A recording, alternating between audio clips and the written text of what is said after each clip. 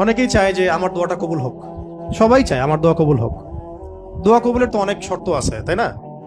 অনেকগুলো আমল আছে, শর্ত আছে, অনেক সময় আছে, এগুলো মোটামুটি আপনারা জানেন। তো একটা বিষয় আমি বলছি আজকে, একটা দোয়া আছে যে দোয়াটা, যে কথাগুলো দোয়ার শুরুতে বললে এই দোয়াগুলো কবুল হবে ইনশাল্লাহ, এই বিষয়ে আপনি নিশ্চিত থাকতে পারেন। যদি আপনার রিজিক হালাল হয়, ওই শর্তগুলো যদি পূরণ হয়, রিজিক হালাল হয়, বৈধ দোয়া হয়, হ্যাঁ, হারাম কিছু চাচ্ছেন না, আপনি বৈধ বিষয় চাচ্ছেন, হালাল খেয়ে চাচ্ছেন, এই শর্তগুলো পূরণ করে দোয়া করার আগে এই কথাগুলো বললে দোয়া কবুল হবে ইনশাআল্লাহ। আমি তো আর বলতে পারবো না 100% কবুল হবে, এটা তো আমার পক্ষে বলা সম্ভব না। কিন্তু সবচেয়ে শক্তিশালী যে ওসিলাগুলো দোয়া কবুল করানোর জন্য, সেটা এটা একটা।